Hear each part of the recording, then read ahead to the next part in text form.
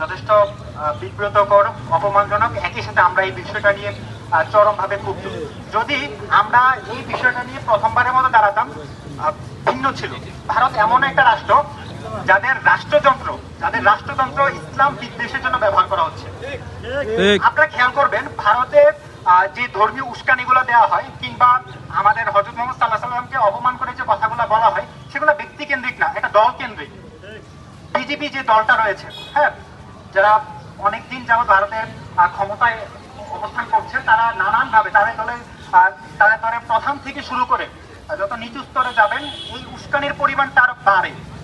সরকার প্রধান থেকে শুরু করে যারা নিচু স্তরের লেভেলের নেতাকর্মী রয়েছেন, তারা সরাসরি এই যে ব্যবহারগুলা, অপমানজনক শব্দ বলি, অপমান বলি, যে কথাগুলো বারবার আসে, তারা এটার সাথে সরাসরি যুক্ত।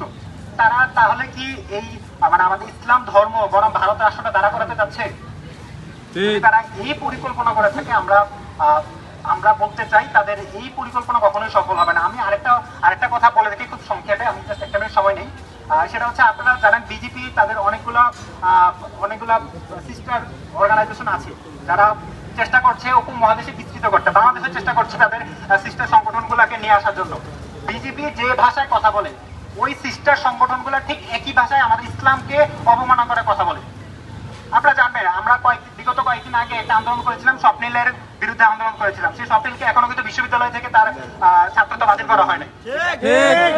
আমরা বিশ্ববিদ্যালয়ের বর্তমান যে প্রশাসন, যেহেতু প্রশাসন চেঞ্জ হয়েছে, প্রশাসনকে বলতে চাই অবিলম্বে তার ছাত্রত্ব বাতিল করে তাকে যথোপযুক্ত আইনের আওতায় এনে বিচার করতে হবে। এবং একই সাথে আরো হুঁশিয়ারি দিতে চাই, বিজেপির সিস্টার সংগঠন যারা হতে চায়, বাংলাদেশে যারা বিজেপির সিস্টার সংগঠনের সদস্য হতে চায়, আপনারা সাবধান হয়ে যান, কারোর অস্তিত্ব থাকবে না। অসংখ্য ধন্যবাদ।